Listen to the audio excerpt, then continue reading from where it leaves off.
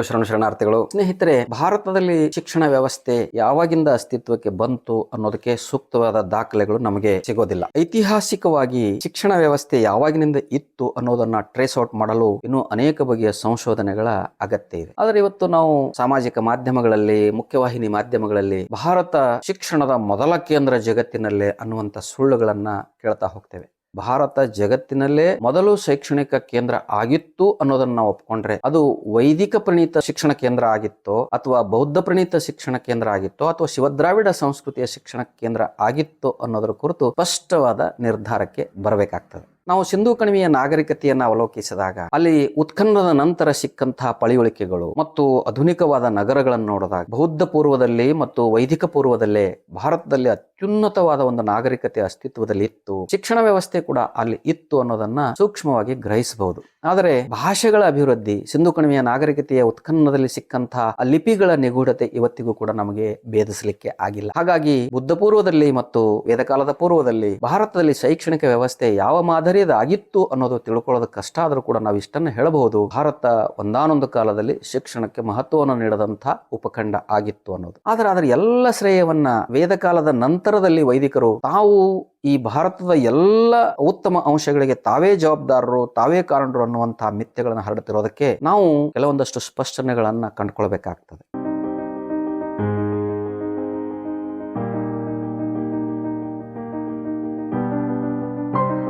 ಅನಂತರ ವೇದಕಾಲದಲ್ಲಿ ಬಂದ ಈ ಗುರುಕುಲ ಪದ್ಧತಿಯಿಂದ ಎಷ್ಟು ಜನಕ್ಕೆ ವಿದ್ಯಾಭ್ಯಾಸ ಸಿಕ್ತಿತ್ತು ಅನ್ನೋದನ್ನ ನಾವು ನೋಡ್ಬೇಕಾಗ್ತದೆ. ಶಿಕ್ಷಣದ ಸಾರ್ವತ್ರೀಕರಣಗೊಂಡಿತ್ತೆ ಅನ್ನೋದು ಕೂಡ ಗಮನಿಸಬೇಕಾಗ್ತದೆ. ಇವತ್ತೆಲ್ಲ ಸಾಮಾಜಿಕ ಜಾಲತಾಣಗಳಾಗಿರಬಹುದು, ಮುಖ್ಯವಾಹಿನಿ ಮಾಧ್ಯಮಗಳಲ್ಲಾಗಿರಬಹುದು, ಭಾರತದ ಶೈಕ್ಷಣಿಕ ವ್ಯವಸ್ಥೆಗೆ ಮೂಲ ಕಾರಣ ವೈದಿಕರು ಅಥವಾ ಆರ್ಯ ವೈದಿಕ ಧರ್ಮ ಅನ್ನೋದನ್ನ ಸುಳ್ಳು ಹೇಳಲಾಗ್ತದೆ. ಅದೆಲ್ಲವನ್ನ ನಾವು ಅವಲೋಕಿಸಿದಾಗ ಗುರುಕುಲಗಳ ಔಟ್ಕಮ್ ಏನು, ಗುರುಕುಲಗಳಲ್ಲಿ ಯಾರಿಗೆ ಕಲಿಸಲಾಗ್ತಿತ್ತು, ಏನೇನನ್ನ ಕಲಿಸಲಾಗ್ತಿತ್ತು, ಯಾರಾದರೂ ವಿದೇಶದ ವಿದ್ಯಾರ್ಥಿಗಳು ಬಂದು ಗುರುಕುಲದಲ್ಲಿ ಕಲಿತಿದ್ರೆ ಅಥವಾ ಭಾರತದಲ್ಲೇ ಎಲ್ಲಾ ವರ್ಗದ ಜನರು ಗುರುಕುಲದಲ್ಲಿ ಕಲಿತಿದ್ರೆ ಅನ್ನೋದನ್ನ ಅವಲೋಕಿಸಿದಾಗ ಅಲ್ಲಿ ಬಹಳ ನಿರಾಶಾದಾಯಕವಾದ ಅಂಶಗಳು ನಮ್ಮ ಗಮನಕ್ಕೆ ಬರ್ತವೆ. ಗುರುಕುಲಗಳು ಕೇವಲ ರಾಜಕುಮಾರರನ್ನ ಮತ್ತು ಬ್ರಾಹ್ಮಣ ಪಂಡಿತರ ಮಕ್ಕಳಿಗೆ ವಿದ್ಯಾಭ್ಯಾಸ ಮಾಡಲು ಯಾರು ಯಜ್ಞೋಪೇತ ಧಾರಣೆಯನ್ನು ಮಾಡ್ತಾರೋ, ಆರ್ಯ ಧರ್ಮಿಗಳಿದಾರೋ ಅವರ ವಿದ್ಯಾಭ್ಯಾಸಕ್ಕಾಗಿ ಮಾತ್ರ ಮೀಸಲಾಗಿದ್ದು ಅನ್ನೋದು ನಮಗೆ ಸ್ಪಷ್ಟವಾಗಿ ಗೊತ್ತಾಗ್ತದೆ. ಅಲ್ಲಿ ಸಾಂಪ್ರದಾಯಿಕ ಶಿಕ್ಷಣಗಳ ಹೊರತಾಗಿ ಬೇರೆ ಯಾವ ಶಿಕ್ಷಣಗಳು ಕೂಡ ಇರಲಿಲ್ಲ. ವೈಜ್ಞಾನಿಕವಾಗಿ, ತಾಂತ್ರಿಕವಾಗಿ ಯಾವುದೇ ಅಡ್ವಾನ್ಸ್ಮೆಂಟ್ಗಳು ಆ ಶಿಕ್ಷಣದ ವ್ಯವಸ್ಥೆಯಲ್ಲಿ ಇರಲಿಲ್ಲ. ಅದು ಸಾಂಪ್ರದಾಯಬದ್ಧ ಶಿಕ್ಷಣ ಸಂಸ್ಥೆಗಳು, ಗುರುಕುಲಗಳು ಅನ್ನೋದು ನಮಗೆ ಸ್ಪಷ್ಟವಾಗಿ ಗೊತ್ತಾಗ್ತದೆ.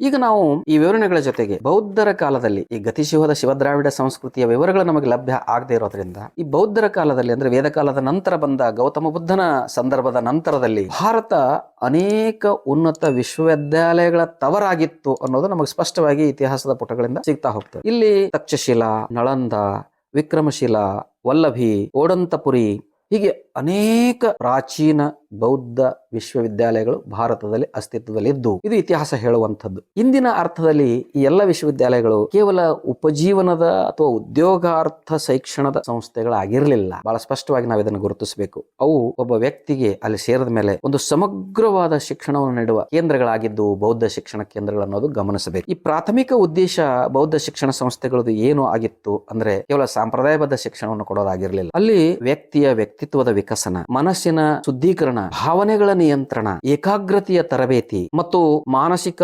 ಅಸ್ವಸ್ಥತೆಯನ್ನ ನೀಗಿಕೊಳ್ಳೋದು, ಹಿಂಗಿಕೊಳ್ಳೋದು, ಹೋಗಲಾಡಿಸುವಿಕೆ, ಹೀಗೆ ಸಂಪೂರ್ಣವಾಗಿ ಸಮಗ್ರವಾಗಿ ಒಬ್ಬ ವ್ಯಕ್ತಿ ಪರಿಪೂರ್ಣ ವ್ಯಕ್ತಿ ಆಗೋದಕ್ಕೆ ಯಾವ ಶಿಕ್ಷಣ ಬೇಕೋ ಆ ಶಿಕ್ಷಣವನ್ನ ಬೌದ್ಧ ಶಿಕ್ಷಣ ಕೇಂದ್ರಗಳನ್ನು ನೀಡುತ್ತಿದ್ದುವು ಅನ್ನೋದು ನಾವು ಇಲ್ಲಿ ಗಮನಿಸಬೇಕು. ಹೀಗೆ ವಾಸ್ತವದಲ್ಲಿ ಇಂದಿನ ಮನೋವಿಜ್ಞಾನ ಮತ್ತು ಈ ಭಾವ ಸಾಧನೆ ಇವೆಲ್ಲ ಬೌದ್ಧ ಶಿಕ್ಷಣ ಕೇಂದ್ರದಲ್ಲಿನ ಬೇರುಗಳನ್ನ ಆಧರಿಸಿ ಇವತ್ತು ಡೆವಲಪ್ ಆದಂತಹ ಈ ವಿಜ್ಞಾನಗಳು, ಮನೋವಿಜ್ಞಾನಗಳು ಮತ್ತು ಮತ್ತೊಂದು ವಿಜ್ಞಾನಗಳು ಅನ್ನೋದನ್ನು ನಾವು ಇಲ್ಲಿ ಗುರುತಿಸಬೇಕು. ಹಾಗೆಯೇ ಈ ಬೌದ್ಧ ಶಿಕ್ಷಣ ಕೇಂದ್ರಗಳು, ಶಿಕ್ಷಣ ಸಂಸ್ಥೆಗಳು ರಾಜಕೀಯ ಆಡಳಿತವನ್ನ ಕಲಿಸ್ತಿದ್ವು, ರಾಜಕರ್ತವ್ಯವನ್ನ ಕಲಿಸ್ತಿದ್ವು, ಕಡ್ಡಾಯವಾಗಿ ಈ ವಿಷಯಗಳನ್ನ ತಮ್ಮ ಪಠ್ಯದಲ್ಲಿ ಇಟ್ಕೊಂಡಿದ್ವು. ಹೀಗಾಗಿ ನಳಂದ ಮತ್ತು ತಕ್ಷಶಿಲಾ ಅಲ್ಲಿ ಓದದಂತಹ ಅನೇಕ ವಿದ್ಯಾರ್ಥಿಗಳು ರಾಜ ಮಹಾರಾಜರಾಗಿ, ಸಾಮ್ರಾಟರಾಗಿ, ಚಕ್ರವರ್ತಿಗಳಾಗಿ, ಮಂತ್ರಿಗಳಾಗಿ ಮತ್ತು ರಾಯಭಾರಿಗಳಾಗಿ, ಆಡಳಿತಗಾರರಾಗಿ ಗುರುತಿಸಿಕೊಳ್ಳೋದಕ್ಕೆ ಕಾರಣ ಬೌದ್ಧ ಶಿಕ್ಷಣ ಸಂಸ್ಥೆಗಳಲ್ಲಿ ರಾಜಕೀಯ ಆಡಳಿತ ಮತ್ತು ರಾಜ್ಯ ಕರ್ತವ್ಯಗಳನ್ನು ಕೂಡ ಬಹಳ ಪರಿಣಾಮಕಾರಿಯಾಗಿ ಕಲಿಸ್ತಿತ್ತು ಅನ್ನೋದನ್ನ ನಾವು ಗಮನಿಸಬೇಕು.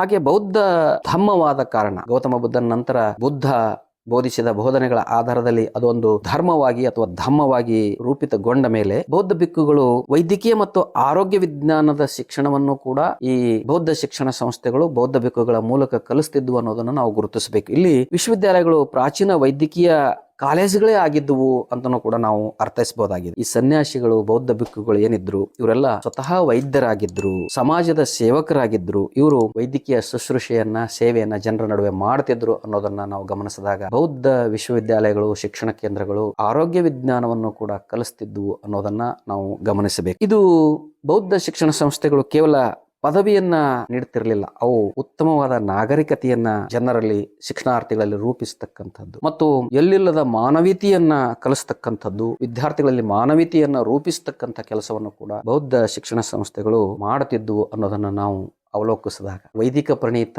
ವೇದ ಕಾಲದಲ್ಲಿ ಅಥವಾ ಆನಂತರದಲ್ಲಿ ಅಸ್ತಿತ್ವದಲ್ಲಿದ್ದ ಗುರುಕುಲ ಪದ್ಧತಿಯಲ್ಲಿ ಏನನ್ನು ಕಲಿಸಲಾಗ್ತಿತ್ತು, ಅಲ್ಲಿ ವಿದ್ಯಾವಂತರಾದವರು ಸಮಾಜಮುಖಿ ಆಗಿದ್ದರೆ, ಜಾತಿ ವ್ಯವಸ್ಥೆಯನ್ನು ನಂಬುವವರಾಗಿದ್ದರೆ ಅವರಿಗೆ ವ್ಯಕ್ತಿತ್ವ ವಿಕಸನ ಆಗಿತ್ತೆ, ಮಾನವೀಯ ಮೌಲ್ಯಗಳು, ಉತ್ತಮ ನಾಗರಿಕತೆಯನ್ನು ಕಲಿಸಲಾಗ್ತಿತ್ತೆ, ಎಲ್ಲ ಪ್ರಶ್ನೆಗಳು ನಮ್ಮಲ್ಲಿ ಹುಟ್ಕೊಳ್ತಾ ಹೋಗ್ತವೆ. ಹಾಗಾಗಿ ಭಾರತದಲ್ಲಿ ಶಿಕ್ಷಣವನ್ನ ಸಾರ್ವತ್ರೀಕರಣಗೊಳಿಸಿದ್ದು ಬ್ರಿಟಿಷರೇ ಆದರೂ ಕೂಡ ಬಹುಪ್ರಾಚೀನ ಕಾಲದಲ್ಲಿ ಶಿಕ್ಷಣವನ್ನ ಸಾರ್ವತ್ರೀಕರಣಗೊಳಿಸಿದ್ದು ಬೌದ್ಧ ಶಿಕ್ಷಣ ಸಂಸ್ಥೆಗಳು ಅನ್ನೋದು ನಾವು ಮರಿಬಾರದು. ಈ ಬೌದ್ಧ ಶಿಕ್ಷಣ ಸಂಸ್ಥೆಗಳು ಮತ್ತು ಜಗತ್ಪ್ರಸಿದ್ಧವಾದಂತಹ ಬೌದ್ಧ ವಿಶ್ವವಿದ್ಯಾಲಯಗಳು ಇವೆಲ್ಲವುಗಳ ಅಸ್ತಿತ್ವದಿಂದ ಹೊರದೇಶದ ಅನೇಕ ಶಿಕ್ಷಣಾರ್ಥಿಗಳು ಭಾರತಕ್ಕೆ ಬಂದು ಶಿಕ್ಷಣವನ್ನ ಪಡೆದು ಹೋಗ್ತಿದ್ದನ್ನು ಕೂಡ ನಾವು ಇತಿಹಾಸದಲ್ಲಿ ನೋಡಿದ್ದೇವೆ. ಇಂತಹ ಅನೇಕ ವಿಶ್ವವಿದ್ಯಾಲಯಗಳನ್ನ ಮತ್ತು ಬೌದ್ಧ ಸಾಹಿತ್ಯವನ್ನ ಮುಸಲ್ಮಾನ್ ಲೂಟಿಕೋರರ ಸಹಾಯದಿಂದ ಇಲ್ಲಿಯ ಸಂಸ್ಕೃತ ಗ್ರಂಥಗಳು ಮತ್ತೊಂದು ಯಾವುದನ್ನೂ ನಾಶ ಮಾಡದೆ ಕೇವಲ ಮುಸಲ್ಮಾನ್ ಲೂಟಿಕೋರರು ಬೌದ್ಧ ಸಾಹಿತ್ಯವನ್ನೇ ಯಾಕೆ ನಾಶ ಮಾಡಿದ್ರು, ಅವರಿಗೆ ಸಹಾಯ ಮಾಡದವರು ಯಾರು ಅನ್ನೋ ಪ್ರಶ್ನೆಯನ್ನು ನಾವು ಹಾಕೊಂಡಾಗ ಉದ್ದೇಶಪೂರ್ವಕವಾಗಿ